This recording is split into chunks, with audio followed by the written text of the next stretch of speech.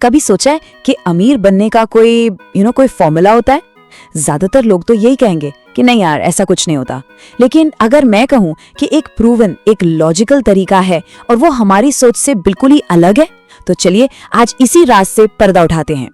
और ये एक ऐसा सवाल है जो हम सबने कभी ना कभी खुद से जरूर पूछा होगा, और इसका जवाब पता है, हमारी जो आम धारणाएं हैं ना, उनको पूरी तरह से हिला कर रख देगा। देखिए, इसका जवाब सिर्फ कड़ी मेहनत या बहुत तेज दिमाग या फिर बड़े बड़े कॉन्टेक्स्ट में नहीं छुपा है, बिल्कुल नहीं। असल में इसके पीछे एक ऐसा लॉजिकल तरीका है जिसे कुछ ही लोगों ने इस्तेमाल किया है और कमाल की, मतलब असाधारण सफलता हासिल की है। तो इस तरीके को ठीक से समझने के लिए क्यों न एक ऐसी कहानी से शुरुआत करें जो इस पूरे आइडिया की नींव रखेगी। जरा इस रकम पर नजर डालिए, पूरे 416 करोड़ रुपए। और ये पैसे कमाए हैं असम के एक स्कूल ड्रॉप आउट ने। सबसे बड़ा सवाल तो यही है कि आखिर कैसे? तो ये कहानी है किशन बगरिया की, एक ऐसा लड़का जिसे स्कूल की किताबों से ज्यादा ना कंप्यूटर की दुनिया अपनी तरफ खींचती थी। उसने स्कूल छोड़ दिया और अपने बेडरूम में पड़े एक पुराने से लैपटॉप पर खुद ही कोडिंग सीखकर एक ऐप बनाना शुरू कर दिया। और उसने प्रॉब्लम भी कौन सी पकड़ी? एक ऐसी समस्या जिससे करोड़ों लोग रोज परेशान होते थे कि भाई ये सारे अलग अलग मैसेजिंग ऐप्स को एक ही जगह पर कैसे मैनेज किया जाए। और अब आती है कहानी में सबसे दिलचस्प बात। वर्डप्रेस के फाउंडर मैट मुलनवेग ने इस ऐप को $50 मिलियन, मतलब कि लगभग 416 करोड़ रुपए में खरीद लिया।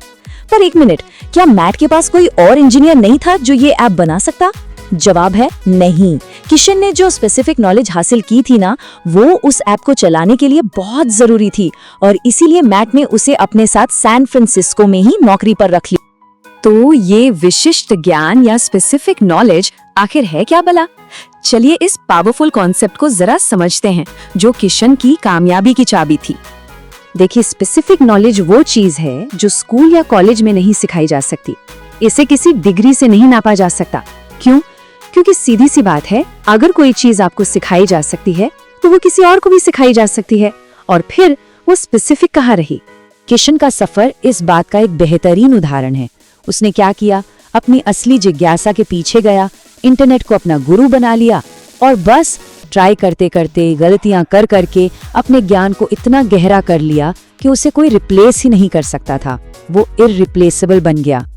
अच्छा, अब कुछ और उदाहरण देखते हैं कि इस तरह का ज्ञान कितना जबरदस्त फायदा पहुंचा सकता है। स्टीव जॉब्स की कहानी को ही ले लीजिए। उन्हें उन्हीं की बनाई हुई कंपनी से निकाल दिया गया था, लेकिन उनके बिना एप्पल डूबने की कगार पर पहुंच गई। अब ऐसा तो था नहीं कि एप्पल के पास अच्छे इंजीनियर्स की कमी थी, पर जॉब्स के पास जो इनोवेशन और बिजनेस का एक अनोखा कॉम्बिनेशन था ना, वो किसी और के पास नहीं था। इसीलिए कंपनी को अपना ईगो साइड में रखकर उन्हें वापस बुलाना ही पड़ा। और ये जो स्क्रीन पर दिख रहा है, ये इस फर्क को बिल्कुल साफ कर देता है। एक तरफ है जनरल नॉलेज जो कोई भी सीख सकता है, और दूसरी तरफ है स्पेसिफिक नॉलेज जो किसी को इररिप्लेसेबल, मतलब एक बेशकीमती एसेट बना देता है। चलिए अब एक और जबरदस्त कहानी सुनते हैं। ये कहानी है थायरोकेयर के फाउंडर डॉक्टर ए वेलुमणि की। डॉक्टर वेलुमणि ने अपनी शुरुआत एक लैब असिस्टेंट के तौर पर की थी। अपने काम के दौरान उन्होंने भारत की एक बहुत बड़ी प्रॉब्लम को पकड़ा, भरोसेमंद मेडिकल टेस्ट्स की कमी। उन्होंने अपनी स्पेसिफिक नॉलेज का इस्तेमाल किया और थायरोकेयर की नींव रखी। और जब उन्होंने अपनी हिस्सेदारी बेची तो पता है कितने मिले? पूरे 4,500 करोड़ रुपए। सोचिए, उनके साथ कई और साइंटिस्ट भी थे, लेकिन कोई भी इतना बड़ा एम्पायर खड़ा नहीं कर पाया। तो सबसे बड़ा सवाल अब ये उठता है कि इस स्पेसिफिक नॉलेज को लागू करने के लिए सही प्रॉब्लम ढूंढे कैसे? इसका जवाब दो चीजों में छुपा है। पहली, कि सच्ची दिलचस्पी किस चीज में है, किस फील्ड में है, और दूसरी, ऐसी कौन सी अनसुलझी प्रॉब्लम है जिसका सॉल्यूशन दुनिया को चाहिए। जब ये दोनों चीजें मिल जाती है ना, बस वहीं पर जादू होता है। इसका एक और बढ़िया उदाहरण है सचिन और बिन्नी बंसल की कहानी। उन्होंने अमेज़न में काम करते हुए ई कॉमर्स की एक एक बारीकी को समझा, और फिर जब उन्हें लगा कि जरूरी नॉलेज मिल गई है तो वो भारत आए और फ्लिपकार्ट शुरू कर दिया। इससे एक बात साफ होती है कि हर बार किसी बिल्कुल नए आइडिया की जरूरत नहीं होती। कभी कभी पहले से मौजूद नॉलेज को एक नए कॉन्टेक्स्ट में लागू करना भी उतना ही पावरफुल हो सकता है। और आखिर में एक ऐसी चीज की बात करते हैं जिसे अक्सर लोग नजरअंदाज कर देते हैं, लेकिन जो सबसे सबसे ज्यादा जरूरी है, और वो है समय। पूरे 10 साल, ये वो लंबा वक्त था जो मुकेश अंबानी को इंतजार करना पड़ा। और ये एक ही बात दिखाता है कि दौलत बनाना कोई रातों रात का खेल नहीं है। साल 2005 में मुकेश अंबानी को अपनी टेलीकॉम कंपनी अपने भाई को देनी पड़ी, लेकिन उन्होंने हार नहीं मानी। अगले 10 साल तक वो चुपचाप अंदर ही अंदर प्लानिंग करते रहे, टेलीकॉम सेक्टर की हर एक चाल पर नजर रखते रहे। उन्होंने इस सेक्टर की सबसे बड़ी दुखती रग को पकड़ लिया, महंगा डेटा। और जैसे ही वो 10 साल का बैन खत्म हुआ, उन्होंने मुफ्त डेटा के साथ जियो लॉन्च किया और पूरी इंडस्ट्री को हिला कर रख दिया।